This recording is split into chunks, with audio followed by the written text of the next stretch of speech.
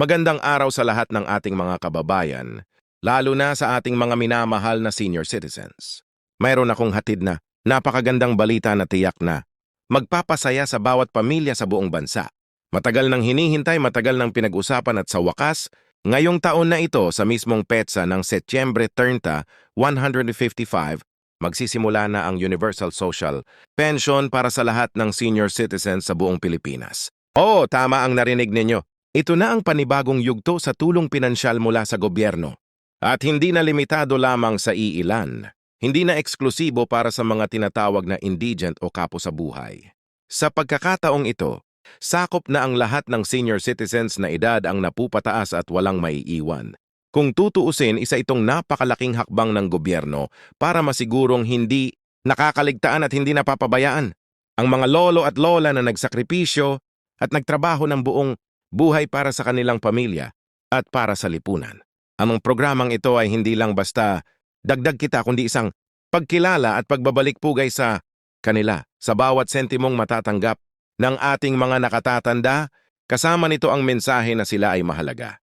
Sila ay pinahahalagahan at sila ay may karapatang maramdaman ang ginhawa sa kanilang pagtanda. Ngayon, sigurado akong marami ang nagtatanong kung ano ba talaga ang ibig sabihin ng Universal Social Pension. Simple lamang mga kaibigan, ang dating social pension program ng gobyerno ay limitado at kailangan pang dumaan sa masusing screening process. Kailangan pang patunayan ng mga senior na wala silang permanenteng kita, wala silang pensyon mula sa GSIS o SSS at kinakailangan pa ng barangay certificate para makasama sa listahan ng benepisyaro. Ngunit dahil sa napakaraming reklamo, dahil sa napakaraming naiwan at dahil sa panawagan ng taumbayan nagkaroon ng pagbabago, ang bagong sistema ay tinatawag na universal. Ibig sabihin lahat ng senior citizens basta edad 6 na pupataas ay automatikong sakop ng programa.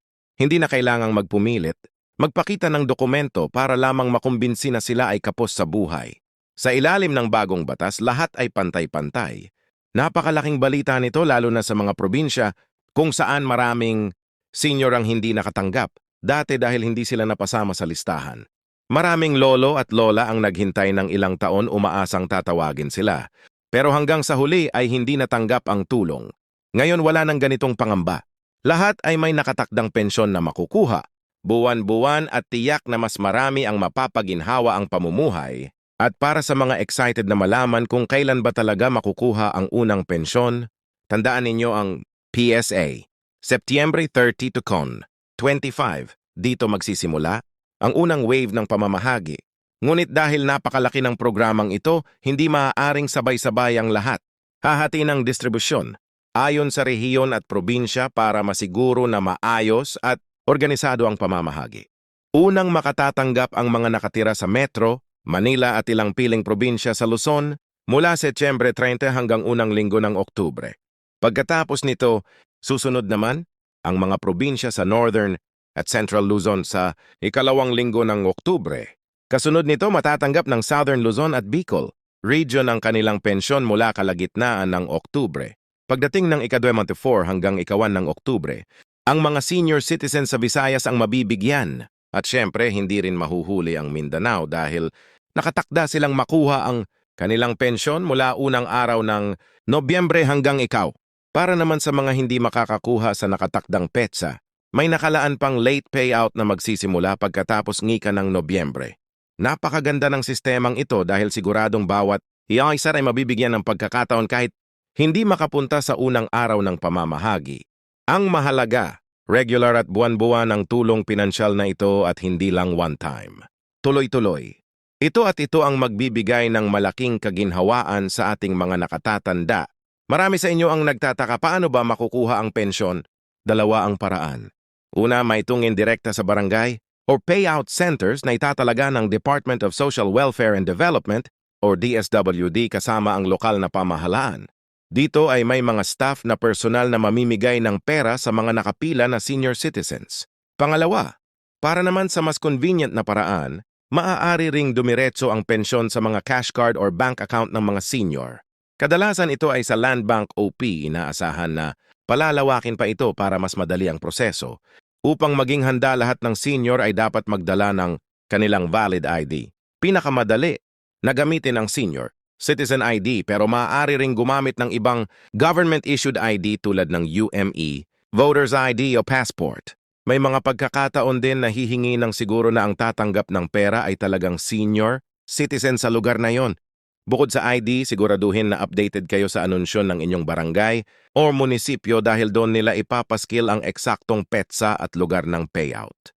Mga kaibigan, kung iisipin natin napakalaking tulong nito para sa ating mga seniors, isipin na lang natin na sa bawat buwan may dagdag na pera na pwede nilang gamitin para sa gamot, para sa pagkain at para sa iba, pangailangan. Hindi na nila kailangan pang dumepende ng buo sa kanilang mga anak or apo. Mayroon na silang sariling hawak na pera na galing mismo sa gobyerno. Sa simpleng bagay na ito, nakakadagdag ng dignidad sa ating mga lolo at lola dahil mararamdaman nila na kaya pa nilang tumulong at hindi lamang umaasa. Kung tutuusin, hindi lang ito usapin ng pera. Isa itong simbolo ng pagkilala at pasasalamat ng gobyerno sa lahat ng senior citizens na nagsilbi at nagtrabaho para sa bayan. Kung wala ang kanilang pawis at sakripisyo, wala rin tayo sa kung nasaan tayo ngayon. Kaya naman nararapat lang na bigyan sila ng suporta at alagaan sila sa kanilang pagtanda. Kaya mga kaibigan, huwag nating kalimutan ang petsang ito. Itala na sa inyong kalendaryo. Ipaalala sa inyong mga magulang, sa inyong mga lolo at lola at sa inyong mga kapitbahay na kabilang sa senior citizens. Ang Universal Social Pension ay magsisimula na sa Embre Torrente at ito ay para sa lahat. Siguraduhin na wala ni isang maiwan. At syempre huwag ninyong kalimutang i-like ang video na ito para mas marami pang makaalam ng balitang ito. I-share sa inyong mga kaibigan at pamilya at syempre mag-subscribe sa channel na ito para palagi kayong updated sa mga bagong benepisyo, programang panggobyerno at mga balitang mahalaga para sa ating mga kababayan. Ako po si Your Name at lagi kong paalala, alamin at ipaglaban ang inyong karapatan dahil ang mga benepisyong ito ay para mismo sa inyo at para sa mas maliwanag na kinabukasan ng ating mga senior citizens. M.